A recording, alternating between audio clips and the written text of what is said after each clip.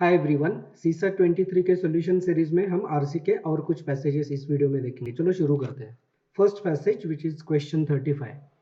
Food consumption patterns have change substantially in India over the last few decades. Food consumption का जो pattern है वो पिछले कुछ दशकों में सब्सटेंशियली चेंज हुआ है। This has resulted in the disappearance of many nutritious food such as millets. Millets जैसे जो ग्रेन थे उसका डिसअपियरेंस हो गया है क्योंकि हमारे खाने पीने की आदतें और पैटर्न चेंज हो गए हैं। While food grains production has increased over 5 times since independence, it has not sufficiently addressed the issue of malnutrition. तो इंडिपेंडेंस से हमारा फूड प्रोडक्शन तो 5 टाइम्स बढ़ गया, लेकिन जो माल न्यूट्रिशन का प्रॉब्लम है वो तो सॉल्व नहीं हुआ है, right? And it is not been sufficiently addressed. For long, the agriculture sector focused on increasing food production, particularly staples.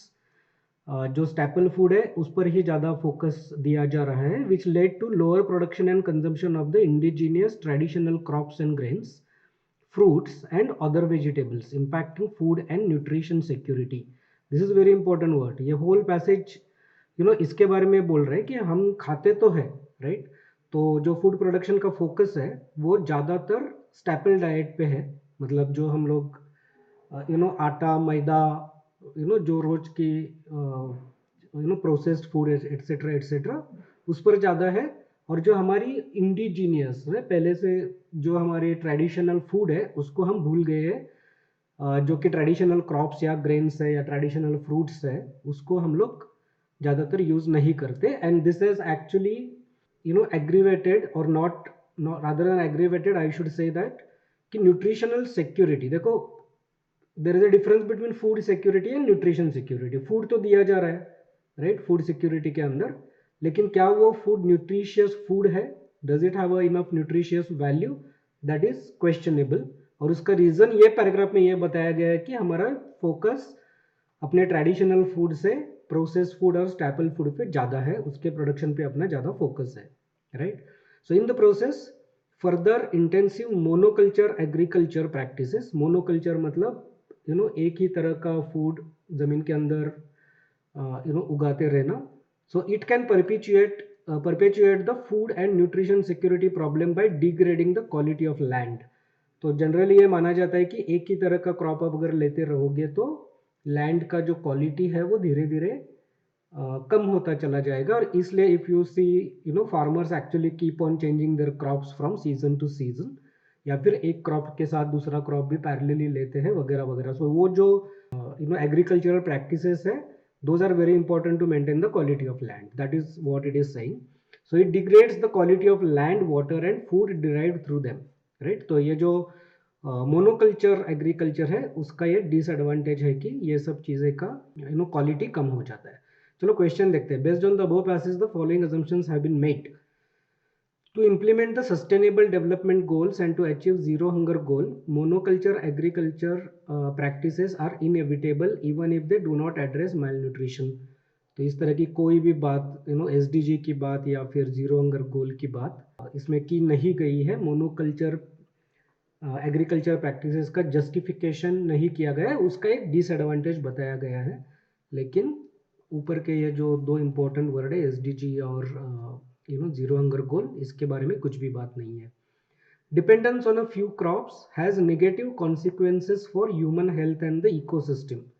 सो ये जो लास्ट का पार्ट है, राइट, कि एक क्रॉप या फ्यू क्रॉप जिसको आप मोनोकल्चर एग्रीकल्चर बोल सकते हो, उसका जो डिपेंडेंस है उसका निगेटिव इम्पैक्ट सर्टेनली होगा क्योंकि लैंड की क्वालिटी, इकोसिस्टम की क्वालिटी ओवरऑल घटती चली जाएगी.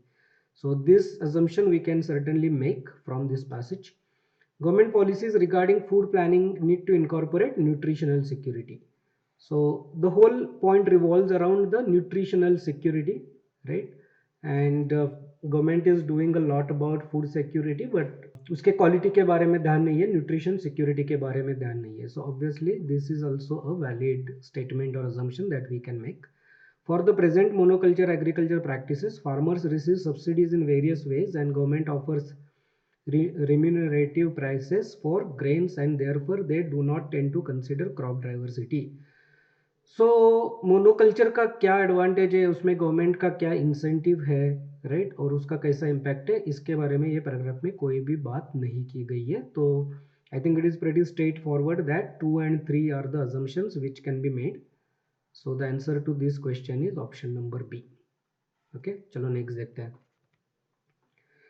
Sourcing food from non-agricultural lands.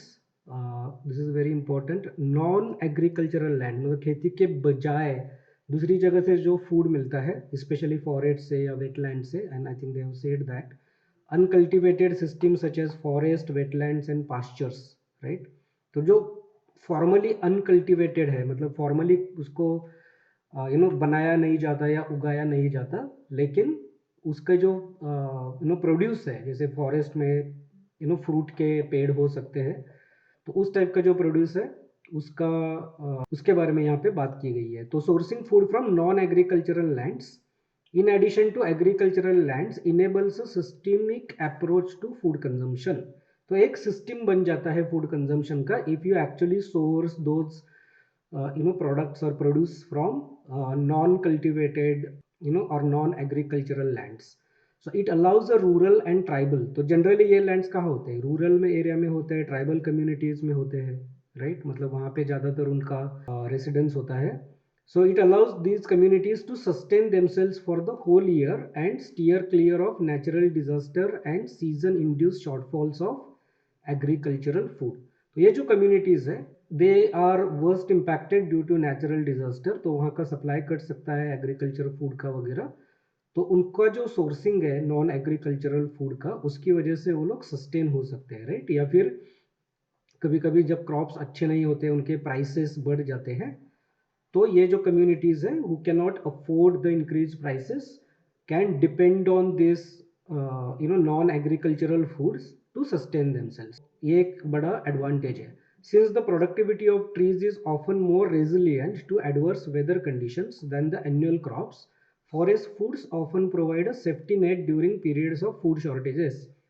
Adverse weather condition से एग्रीकल्चर पे जो इम्पैक्ट तो होता है, लेकिन ये जो non cultivated non agriculture lands है जनरली वो तो ट्रीज होते हैं ना, क्या वो क्रॉप्स नहीं होते, वो ट्रीज होते हैं. तो उनके ऊपर एडवर्स वेदर कंडीशन का इम्पैक्ट नहीं होता या कम होता है, जो वो ज़्यादा क्रॉप्स के कंपैरिजन में रेजिलियंट होते हैं वेदर चेंज के लिए.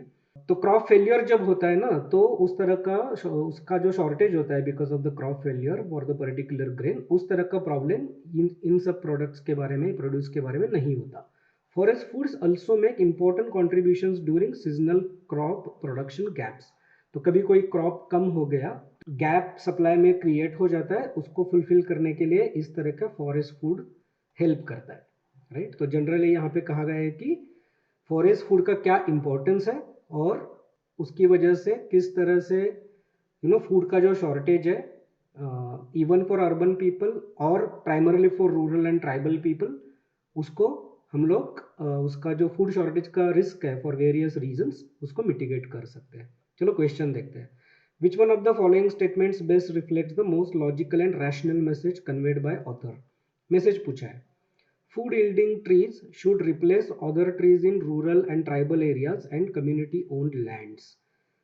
तो ये तो नहीं बोला ना कि उन्होंने जो है उसको तोड़ के फॉरेस्ट ट्रीज बना लो, या फिर जहाँ से कुछ फूड मिल सके उस तरह का ट्रीज आपको रिप्लेस करना चाहिए, ये तो नहीं बोला है. उन्होंने बोला है कि अनकल्टिवेटेड सिस्टम, राइट. तो अगर आप इसको रिप्लेस करोगे तो वो तो कल्टिवेटेड सिस्टम बन जाएगा.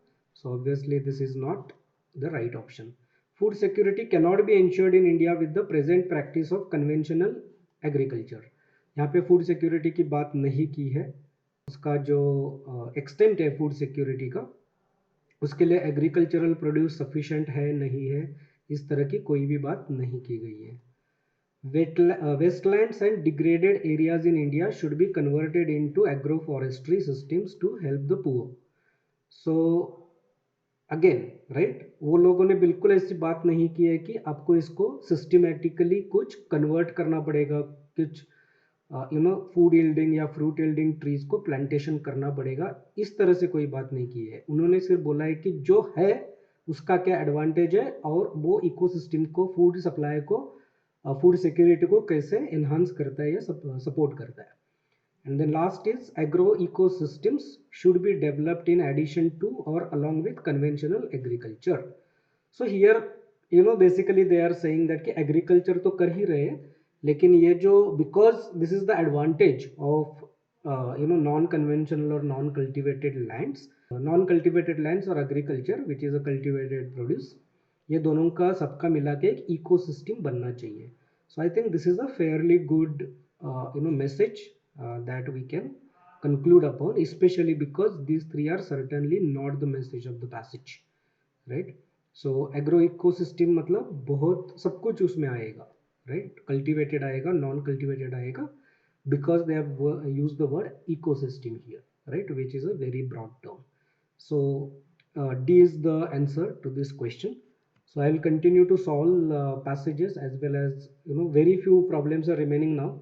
I am going to close this very early before I start doing the systematic teaching of various topics of CSAT.